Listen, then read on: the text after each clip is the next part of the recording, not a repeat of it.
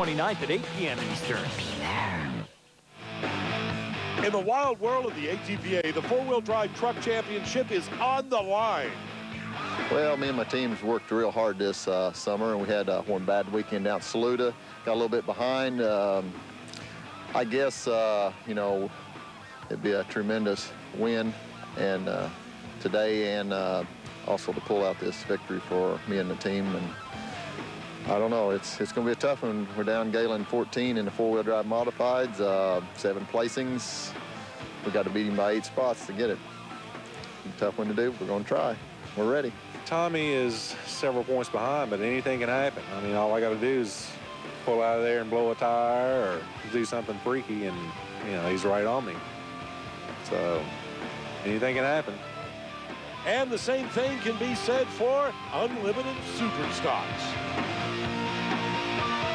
We've had a real good season. We're currently second in the point standings in the Grand American in the unlimited super stock class. And we're here trying to catch first place this weekend.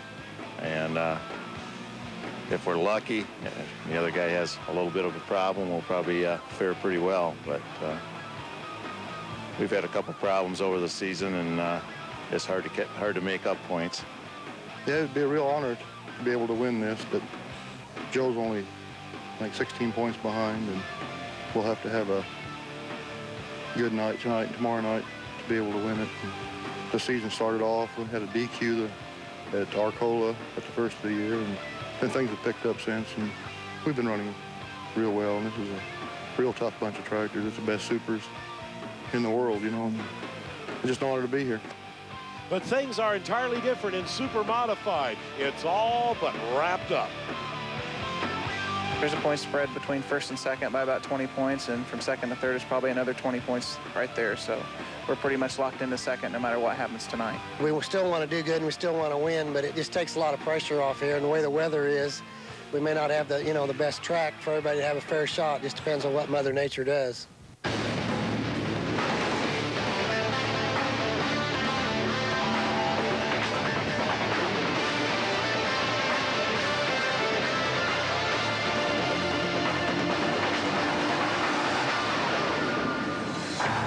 It's nearly the new year. Welcome everyone to Macon, Missouri, the Show Me State, the city of Maple for the Valco Show Me Showdowns. We'll be at the Macon Fairgrounds in Macon, Missouri. Right now, though, we're in downtown Rollins Street, where they have a time capsule. Joining me in the booth, our expert analyst, Tom McConnell. The Spoil here in Macon is one of the most popular events in all of the pulling world here on the Jasper Engines ATPA Pulling Series, and we have got an excellent show here tonight. One of the largest classes of competitors you will see anywhere. Unlimited super stocks, diesel and alcohol tractors, and the largest field ever in the history of the ATPA Jasper Pulling Series of modified four-wheel drive trucks. Some 50 trucks showed up this weekend to participate here at the Show Me Showdown in Macon, Missouri. And of course, the ever popular super modified tractors, the best of the best, and some new faces, to say the least. Let's go down and check out some of those new faces with Brett Kepner, who'll also tell us about the track conditions, which are a little bit on the moist side. Rain expected all weekend long, and as you can see, it's already muddy in the pits. Well, gentlemen, welcome to Macon, Missouri. Now, everybody knows that rain is not a puller's best friend. And as a matter of fact, we have proven in our Speedvision telecasts that a little bit of rain is okay. As a matter of fact, we've already shown you a couple of events this year where we pulled while it was raining. But what happens, as in the case here at Macon, where it has rained for 48 hours before the event straight? Well, that's a problem. The only way to fix it is to dig down until you find dry dirt. That's what the track crews have been doing throughout the afternoon since the rain stopped here in Macon. And the results, actually pretty impressive. Look at this stuff and you'll realize that it doesn't stick to my hands as bad as you would expect. It's malleable, and that means that there's going to be traction. But there won't be enough traction to handle the most high horsepower vehicles, at least in the first couple of pulls. Although I will point out that this is a prototypical track to get better as the night goes on. That, of course, is presuming it doesn't rain. Now, whether or not that affects the outcome here at the ATPA Jasper World Finals remains to be seen. But right now, obviously, everybody has to deal with the same surface. All right, thank you very much, Brett Kepner. Let's get things started with the modified tractors. Let's put the high horsepower to it right off the bat. Mr. Twister, Scott Tedder. Scott Tedder will set the mark to beat. Is on his way to a good run, but boy, the starting line was really slick there, Ted. He's going to stop way short of that 300-foot mark. Scott Tedder, let's find out if he will drop this pull. Remember, he can accept the pull or drop it. Brett Kepner is there. To test this with Tedder horsepower is a tough task, but every human being here wants to know what you already know. How is this thing? It's going to come around, but it's going to take a late hook to do any good. The track needs worked up with a couple of tractors. But that means you're not taking it. I'm not taking it. You never know. That might hold up, but I'm not going to chance it. Well, Bob Jostock, you can see him there in the business end of this machine, wrapped in that roll cage. Ladies and gentlemen, this is the Wild Child 4 big supercharged Chevrolet. Jostock on his way to what appears to be a pretty good run considering the track conditions. He will set the mark to beat 278.24. Now, will that be enough to hold? Oh, the crowd loves it. Brett Kepner's going to ask him that. Well, here it is drizzling again, and this is the one thing we were hoping not to see happen, but I have a feeling that maybe the drizzle on top of the dirt will help the sled pan of the sled move a little easier. It would help that, but it don't help our tires, so it just gets worse as it keeps raining. So that's why I didn't turn the pole down, because theoretically the track would get better, but with it raining, it's going to get worse. Well, if it does stop, then it's to your disadvantage, but I should point out that you were out of the throttle before the flagman ever threw the red, too. Yeah, it's getting pretty hard on the motor and stuff. Don't want to break nothing for nothing. Well, as the champ suits up and straps in, he'll be next. We'll have that when we continue. Get ready. The baddest truck and tractor pullers in the country are coming to the Fort Wayne Memorial Coliseum Saturday and Sunday, January 20th and 21st. See the pulling stars you've seen on ESPN2 and Speedvision, live and in person. They'll all be there. Simon Says, Dirt Slinger, Willie Make It, Renegade, and Insanity. See the wild multi-engine modifieds, ground-pounding 4x4s, two-wheel drive trucks, super stocks, pro stocks, plus the big rigs. Tickets are available at any Ticketmaster location or charge by phone. Have you seen gas prices lately? Huh? Well, you don't have to be stuck with high gas prices. Get an ignition system from Jacobs Electronics and increase your gas mileage up to 15% or more. Free yourself from high gas prices and get a 15% increase in miles per gallon. Imagine the money you'll save. Installation is easy. Everything you need comes in one box with step-by-step instructions. You want to talk about quality? Even Jacobs spark plug wires come with a lifetime warranty. And with more than 18,000 applications, Jacobs has the perfect system for you. A Jacobs ignition system will save you gas money and give you power. Plenty of power. Hey, gas prices aren't going down tomorrow. Get more power and more miles per gallon today. Take advantage of Jacobs Electronics special TV offer. Call toll-free 1-888-4-JACOBS. Looking for investment advice? Listen, a new car is not a smart investment. It's big payments, higher insurance, higher taxes, and rapid depreciation. That's why I'm installing a remanufactured engine from Jasper. Jasper's complete line of remanufactured engines and transmissions are built to the toughest quality standards in the industry, so you can keep your vehicle on the road and keep your money where it belongs, working for you. For all your engine and transmission needs, ask for Jasper. It just makes sense. This Speedvision coverage brought to you by Jasper Engines and Transmissions, the nation's leader in remanufactured engines and transmissions, and by Lucas Oil Products, #1 in the trucking industry. And by Jacobs Electronics. For ignition improvements, call 888-IGNITION.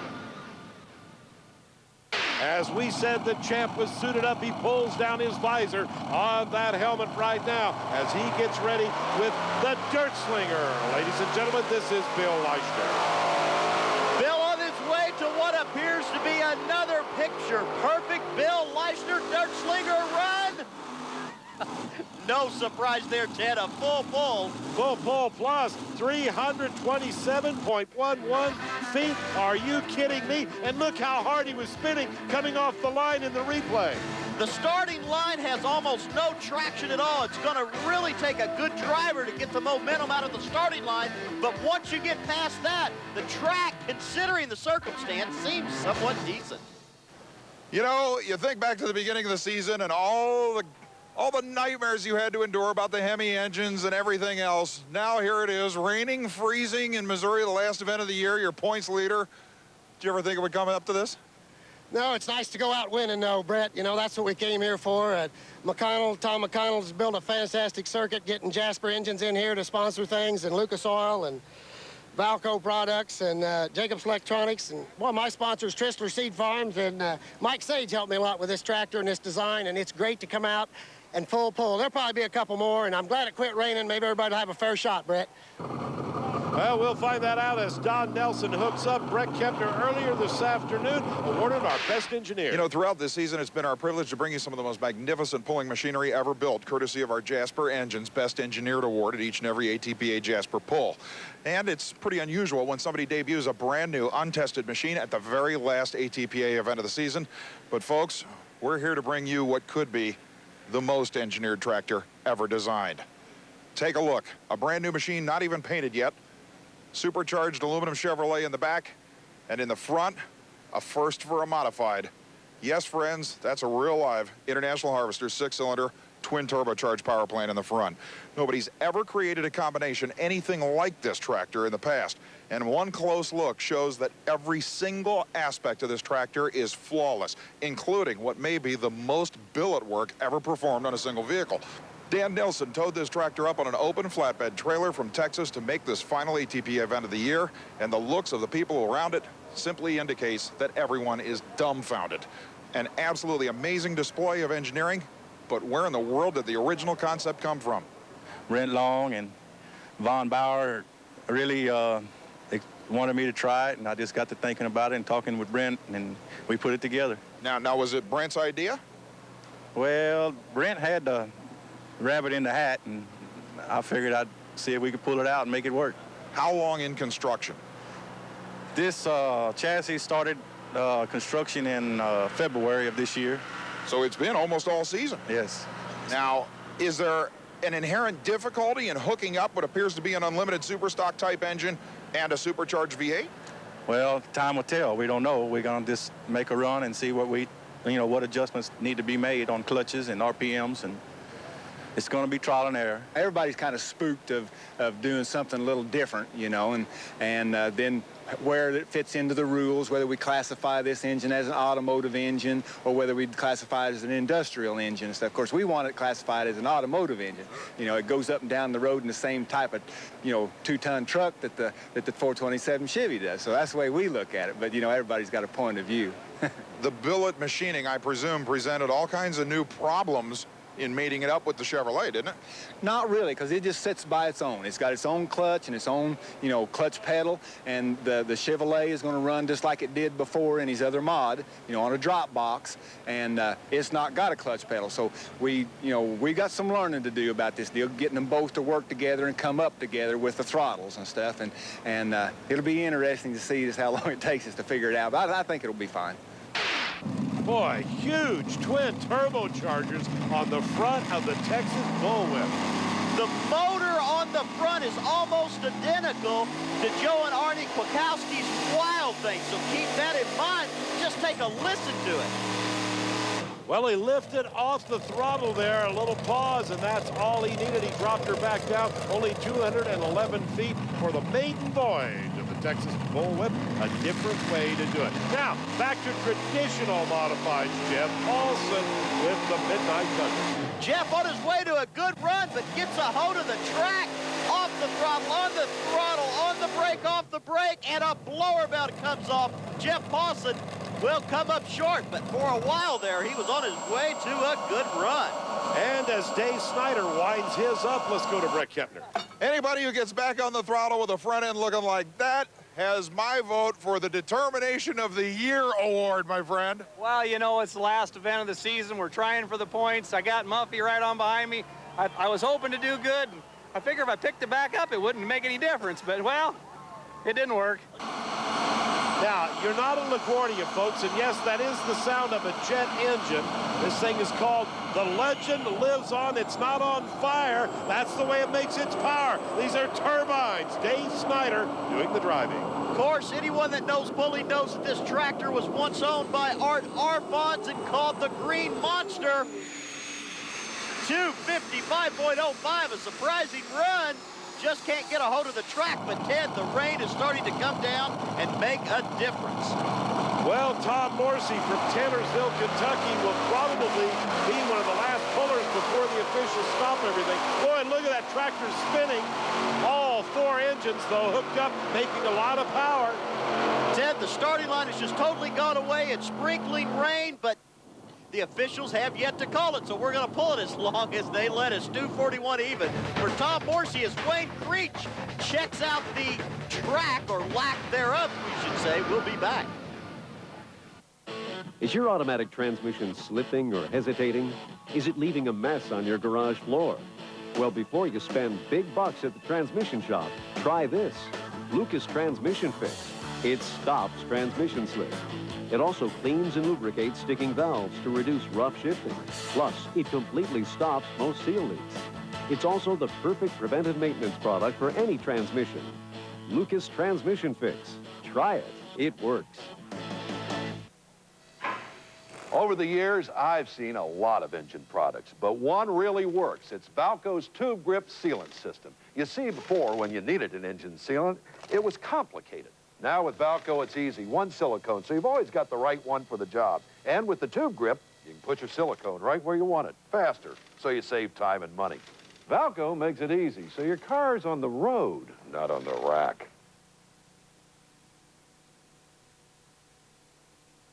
The world's all cloaked in white, we're waking up to seek the perfect sight. Folgers warm in each heart, mountain-grown aroma doing its part. But the tree we love so much was too beautiful to touch, so we left it there for everyone to share. A very happy holiday to you from Folgers. What are you going to do this New Year's Eve? How about a front row seat at the Lost Drive-In? Sit alongside legendary favorites like Steve McQueen. I start seeing some people out there having a good time on motorcycles. It makes me take another look. And James Garner. Last thing you ever want to do is let a race get you down. Then New Year's Day. How about 7 hours of pushing it to the ragged edge with the World Rally Marathon? New Year's Eve, it's the Lost Drive-In Marathon starting at 11:30. And New Year's Day, it's the World Rally Marathon starting at 12. Back in Macon, Missouri, that's Wayne Creech. We caught up with the driver of the Dirt Dancer earlier this year in Indiana and talked to him about how his career got started.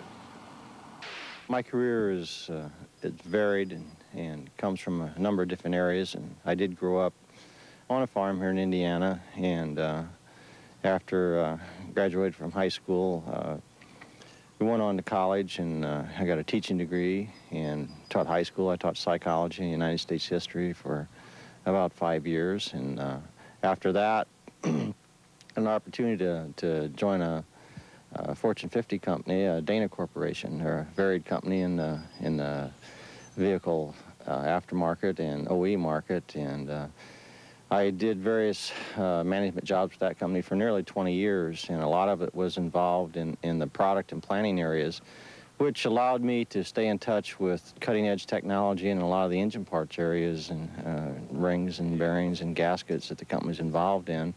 So I always had a finger involved with the parts that the people used, and I knew what was current and leading edge. And so in about 1993, we decided that well, the kids were gone, and I have a son and a daughter, and we wanted to get back into a motorsport, and we looked around at the various things. And even though I'd done some drag racing after high school, I really was more interested in the power side of it. And I always promised myself I'd never have to have a piece of equipment they had to lean over, crawl under, or be under a hood. So I looked at it, and I thought, modified tractors, you know, it's all out in the open.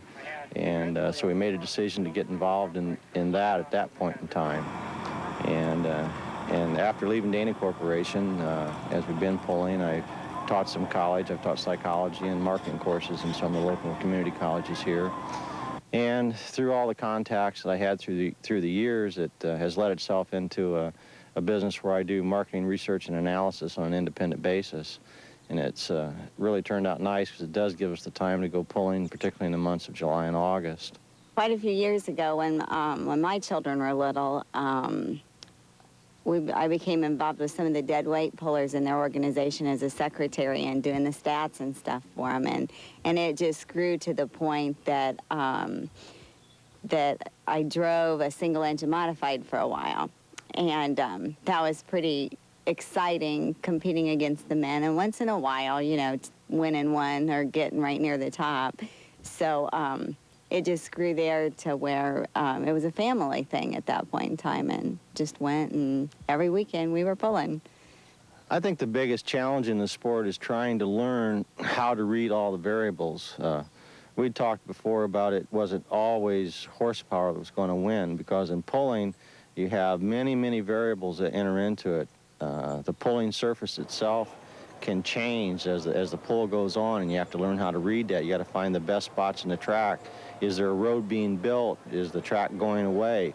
And then you have to learn the various sleds, because all the sleds operate a little bit differently. That variable thing, it changes, you know, at every meet, and trying to get enough experience and learn how to do that, to me, is the real challenge. And again, I want to really thank, you know, Ralph Banner particularly for his 25 years of experience in national titles that he's generally offered to me, you know, on a very liberal basis, and I really appreciate the help from him and really from all the other pullers.